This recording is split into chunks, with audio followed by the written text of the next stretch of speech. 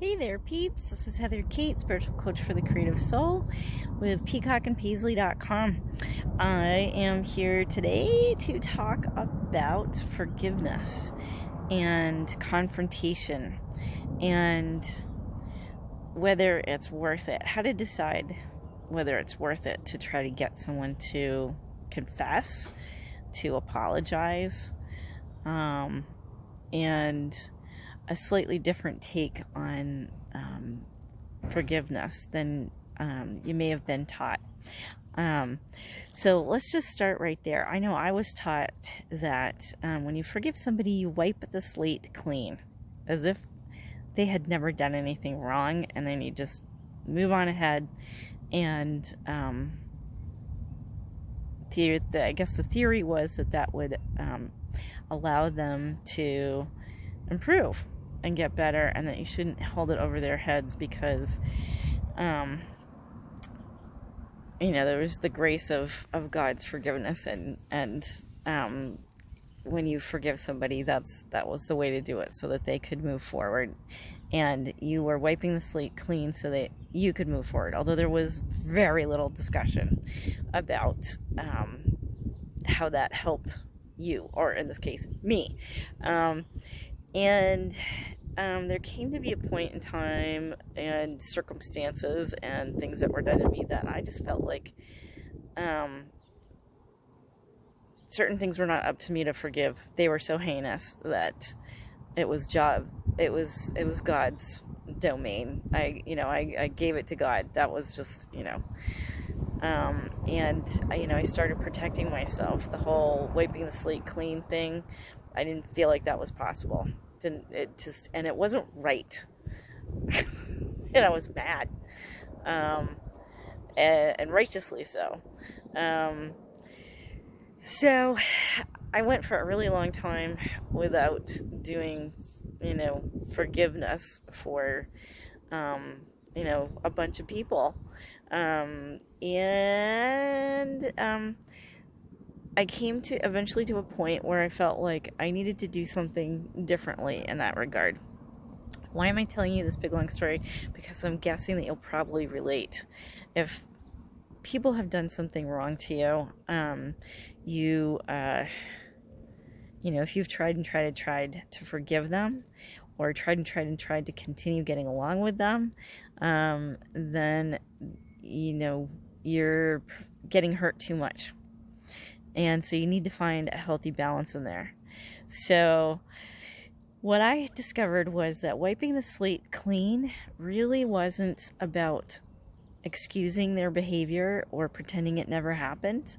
It was really about erasing the connection between you and them in terms of what they had access to in you. I know that sounds that may sound weird, but if you imagine like the two of you drawn on a chalkboard, because we're talking about wiping the slate clean, there's you, and then there's a line. Just imagine from your belly button ish area, a little bit above that, going over to the other person. And what good forgiveness really does is it erases that line. It doesn't erase what they did, because that can't be erased.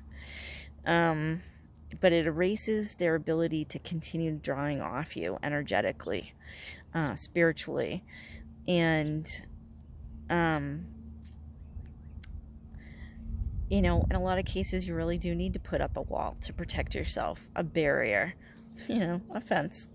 But in some cases, the first place to start is with, forgiving yourself. You've got to forgive yourself. Like that, apologize to yourself, do whatever ritual or procedures you need to do, but you've got to forgive yourself. If you've done something heinous, then you need to make reparations, you need to apologize, you need to do all the things that you need to do. And yeah, sometimes that can get tricky, but that's something that's you need to make right with the divine, with God, and then do whatever you need to do. And yes, the answer to that is not always necessarily straightforward. But you've got to forgive, yourself. If you're feeling upset with yourself for letting yourself be hurt by people, that's something to forgive yourself for. And it's also something to make reparations to yourself for. And it's also something to change. So change your behavior, change your pattern. And of course, you can't wipe the slate clean with yourself. You don't want to. It's really, you want to, it's good to be you. It's good to be yourself. If you're listening to this, then chances are you're an empath, you're a good person. If you are a vile, evil person, I bet you're not even watching. So we're not worried about them. They're going to do what they're going to do. We need to take care of ourselves. And so that's what I'm here to do, to train you. That's what I do with my clients. And sometimes part of that is coming to understand that this is a war. This is a huge, huge, huge, massive spiritual war that is essentially boils down to evil against good. And if you're a good person, then you got to step out of all the things that are wrong for you, and step into yourself, into your power, into your well-being, into your strength, and set up defenses and protection.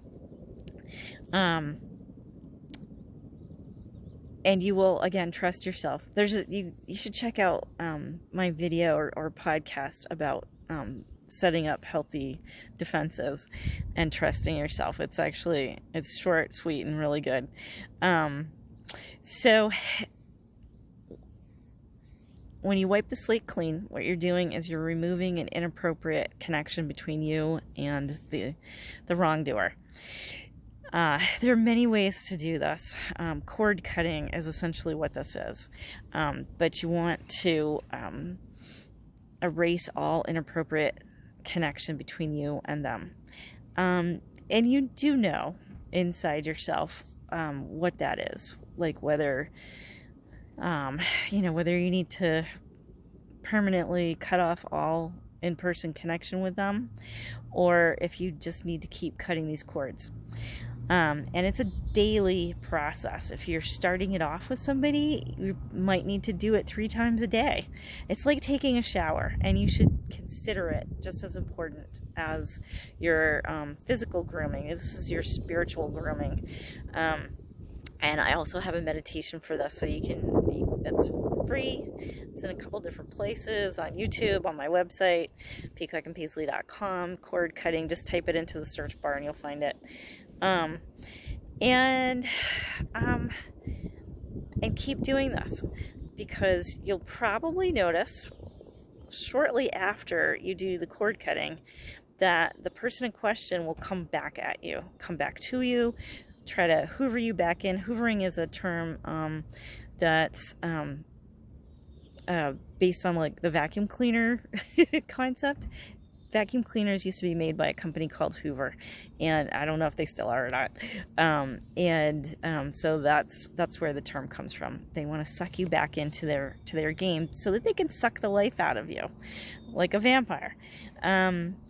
And you've got to, put up some defenses and pull away your connection from them. Eliminate it. Any inappropriate, unhealthy connection with them, you've got to cut it or eliminate it. And that will help to disengage you from that and protect you. Your energy, your life force is valuable. And so another way to think about this is that narcissists are spiritual predators. They're like mosquitoes. And as an empath, as a good person, your energy is sweet, clear, and clean, and they fucking want it. They will do anything to get it.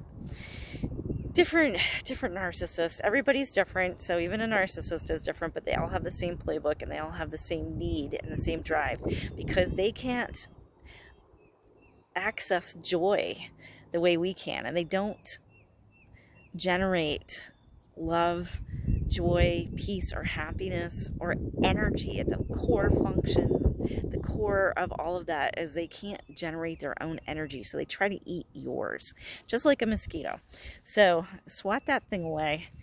And you know, as hard as it is,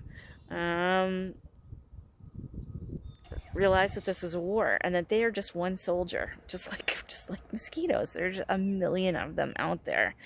And if you have been surrounded by, you know, a cloud of mosquitoes, if there's one little mosquito in your room, you know, you can, it like at night, that's just, I think when things are more quiet outside, that's when you can notice, you're like, oh, there's one mosquito over in that corner of the room over there. And depending on how tired you are, you might go and squash it, or you might just be like, just stay away from me and we'll be fine. You know they're going to find their way over to you. But if there's, you know, if you're surrounded by tons and tons of mosquitoes, it's very hard to distinguish where they are. If there's any that are about to land on you, you probably can't hear them. And then they have this like saccharine way, just like a mosquito does. A mosquito when it lands on you and injects you with a little, like, it puts a little anesthetic on you so that you don't notice that they're sticking their little prong into you and sucking your blood out. Narcissists are the same way in the beginning, and then after a while they don't care because they're not mosquitoes anymore. They're big fat brutes that will, you know, literally beat you up. Or they may have sneakier ways of doing things, but that's what they're all about. So, as I was working with a client recently, she was talking about how, you know, as soon as she started doing the cord cutting, her ex came back at her with, let's be friends. And he had just done some terrible things. Even though they're, you know, they're not married anymore. And there are children involved, so she can't just totally walk away. She's tried, and has had legal roadblocks, bizarre legal roadblocks pop up. She's realizing now that she's in a serious fight. And I want you to understand that this is completely serious, and you cannot wipe the slate clean in the old school version of forgiveness. You have got to do it in a way that protects you, that protects your kids, that protects your animals, that protects your car, your house. You need to protect everything. So this is pretty long and rambling, but there's a lot of information here that I think it's really hard for people to pick up on, understand, and use. So I want to share as much of it with you as I can right now. So it's good to clear. It's good to forgive in a certain way, in a way that protects you, and it's good to forgive yourself. And then, you know, you also want to prepare to move forward with, you know, wearing your armor and taking care of everything that is in your care. So once you have done the forgiving that you want to do, you may still be aching for an apology. That is totally understandable. It's totally acceptable that you want an apology, but I want you to see this in a different perspective, in that how hurt are you going to be if you go to that person, ask for an apology, confront them, and say, you did this to me, and they go, I don't know what you're talking about, or, you know, fuck off, I don't give a fuck, because they don't. Or, you know, they could say, I never did that. It's really, the pain that you can experience could be damaging in this confrontation, which is basically not going to work. I hate to break it to you. If somebody was a good person you wouldn't have to like go and confront them about something that they've done to you, because chances are that something has been, you know, they've been doing more than one bad thing to you over a period of time. Everybody makes mistakes. Everybody does things not necessarily in a perfect way all the time. But, you know, if you can't have a normal conversation with somebody and have them say, geez, you know what, I was distracted, you know, I had so much on my mind, and I'm sorry I stepped on your foot, or whatever. You know, I'm trying to, you know, make it very mild. If you can't have like a give and take, don't bother. Don't do it. Don't work on it. Don't try it. Don't go do the confrontation, because it's going to suck love energy out of you, and you're never going to get the apology that you really want. Or, you know, maybe you will, but basically you can't ask for it, because on the upside of some of this stuff, it's possible that that person just cannot accept what they've done, because that also may involve accepting things that were done to them, and they just can't, at least not at this point. You know, maybe at some point they'll be able to, and but sometimes people have so many things buried so deeply in so many different layers, because it's just unhandleable. And maybe something terrible did happen to them. That doesn't mean that you need to give them an excuse or a free pass or stay connected in an unhealthy way. You know, you don't have to be stuck in this stuff. So coming to accept that you may not get what you really want, which is ultimately what you're saying. If you want somebody to apologize to you, if you want an asshole to apologize to you, it means that you really are grieving over the loss of the kind of relationship that you wanted to have with them. Now, hopefully you can have a good, healthy relationship, probably with somebody else, not the original person.